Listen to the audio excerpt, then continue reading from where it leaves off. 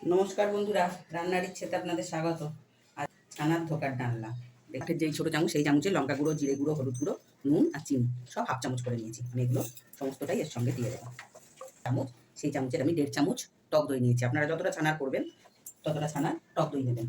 তারপরে শুকনো খোলায় নেড়ে নিয়েছি, রোস্ট করে নিয়েছি আর কি। আমি এই বেসনটা এখানে আমি 1 চামচ দিয়ে দিলাম। 1 চামচেরই একদম চুবু চুবু 1 চামচ করে হলুদ, লঙ্কা গুঁড়ো, ধনে গুঁড়ো, জিরে গুঁড়ো আমি সমস্তগুলোই এর মধ্যে মিশিয়ে দিলাম। আর এই হাতের আন্দাজ করেই একটু হাফ চামচ মতন আদা বাটা দিয়ে দিলাম। এবার এখানে একটু জল দিয়ে একটা পেস্ট বানিয়ে ফেরত আসছি। এই 1.5 চামচ আমি বেসন দিলাম।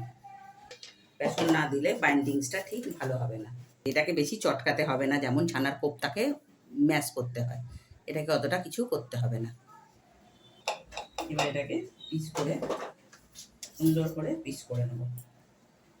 দেখো বন্ধুরা, আমি এবার তেল গরম করে নিয়েছি। তেলের মধ্যে আমি তেলটা কিন্তু খুব বেশি হুহু করে গরম করবেন না, যাতে ধোকা না। আমার সমস্ত ধোকা ভাজা রেডি।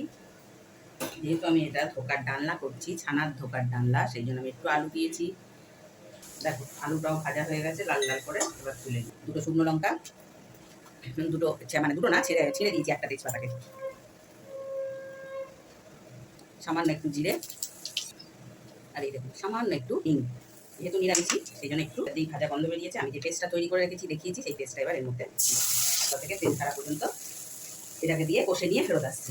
এবার আমি বাটি ধোয়া জলটাও এর সঙ্গে দিয়ে দিলাম। এবার কিন্তু এই সময় আমি একটু এখানে মিষ্টি দিয়ে চিনি দিয়ে দিচ্ছি আর কি। যেহেতু ধোকা, এগুলো একটু মিষ্টি মিষ্টি নিরামিষি ভালো লাগে, তবুও বললাম মিষ্টিটা আপনারা পছন্দ করলে দেবেন, না হলে দেবেন না। আর স্বাদ অনুযায়ী নুনটাও অ্যাড করে দেবেন। এবার এটাকে ভালো করে কষে নিয়ে ফেরত আসছি। আমি কিন্তু এবার এই পর্যায়ে আলুটাও দিয়ে দেবো। গরম জলটা দেখছো, ধোঁয়াটা গরম জল। এবার আলুটা সিদ্ধ হওয়া পর্যন্ত একটু অপেক্ষা করে এই ছানাগুলো মানে ধোকাগুলোকে আমি দিয়ে দিচ্ছি।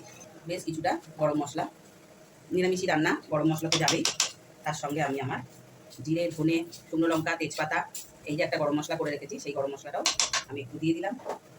আর তার সাথে সাথে আমার এই ছোটো চামচের 1 চামচ ঘি আমি দিয়ে এটাকে একটু ফুটিয়ে আমি ঢাকা দিয়ে একবারে পরিবেশনে ফেরত আসছি।